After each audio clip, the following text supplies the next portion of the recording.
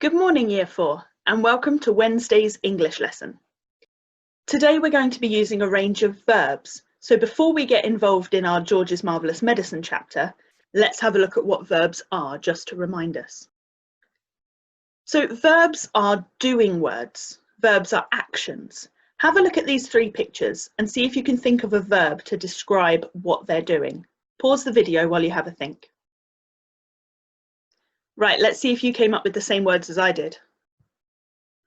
So the picture on this side is Mo Farah, and I put the word run or racing or win. He's doing all of those things.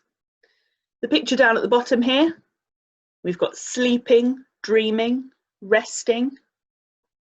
And the picture on this side, I've got the word paint, which can be a noun because paint is a thing.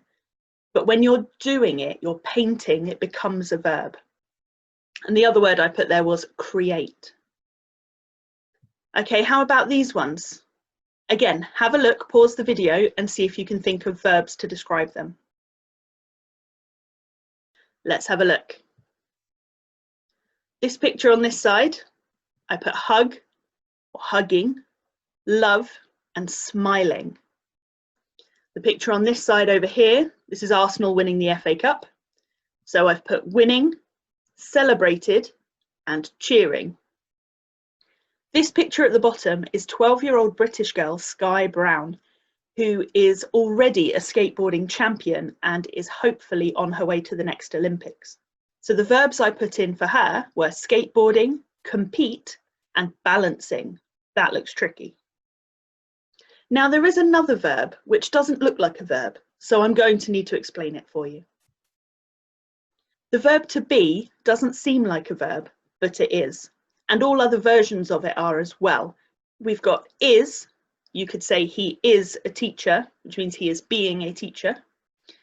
You could say I am a teacher, you are a teacher, you will be a teacher, he was a teacher, or you were a teacher. All of those words are verbs. They just don't really seem like it, but you have to look out for them. Right, let's read our chapter and see what happens today. Today's chapter is called Brown Paint. George turned off the heat under the saucepan. He must leave plenty of time for it to cool down. When all the steam and froth had gone away, he peered into the giant pan to see what colour the great medicine now was. It was a deep and brilliant blue. It needs more brown in it, George said. It simply must be brown or she'll get suspicious. George ran outside and dashed into his father's tool shed where all the paints were kept. There was a row of cans on the shelf, all colours, black, green, red, pink, white and brown. He reached for the can of brown. The label said simply, dark brown gloss paint, 1 quart. He took a screwdriver and prized off the lid. The can was 3/4 full. He rushed it back to the kitchen. He poured the whole lot into the saucepan. The saucepan was now full to the brim. Very gently, George stirred the paint into the mixture with the long wooden spoon. Aha! It was all turning brown, a lovely, rich, creamy brown. Where's that medicine of mine, boy? Came the voice from the living room. You're forgetting me. You're doing it on purpose. I shall tell your mother.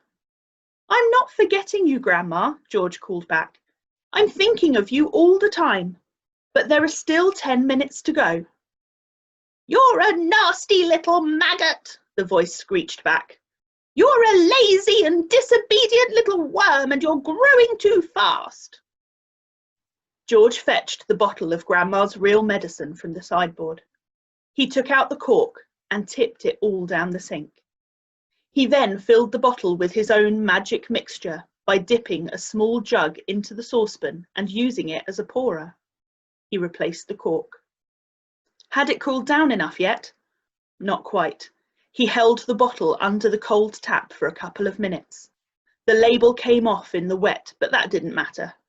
He dried the bottle with a dishcloth. All was now ready. This was it. The great moment had arrived. "Medicine time, Grandma," he called out. "I should hope so too," came the grumpy reply. The silver tablespoon in which the medicine was always given lay ready on the kitchen sideboard. George picked it up. Holding the spoon in one hand and the bottle in the other, he advanced into the living room. I'm getting a little bit nervous with this story. Should George really give that medicine to Grandma? Task 1 today is something that we're going to do together. We're going to have a look at this section of the chapter and see how many verbs we can find. Now remember, verbs are doing words, they're actions. So if you can do it, it's a verb, along with the extra words like was, were, is, and are. Pause the video, see how many verbs you can find. Write a list on a piece of paper. Ready to see the answers? Let's have a look. There are loads of them. Let's go through them one at a time. The first one is ran. Then we have dashed. We've got a sneaky were and a was. We've got reached. You can reach for something, it's an action. Said. Took. We've got prized, which means he had to pull it. We've got was again. Rushed.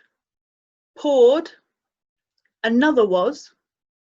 Stirred. Another was. And turning. It's turning brown. Well done if you got lots of those. For task 2 today, you still need your big list of verbs that you just made. And actually, we want you to add to it. Write down as many actions, as many verbs as you possibly can. Once you have your list, I want you to think of an action for each one. Then you're going to set a 1-minute timer. See how many of those actions you can do in just 1 minute. How many verbs can you act out in that time? It's not very long. You can add a bit of extra fun with this at home by getting somebody else to guess the actions that you're doing. Turn it into a game of charades, but remember, they must be verbs. Have fun, and I'll see you for more of this tomorrow.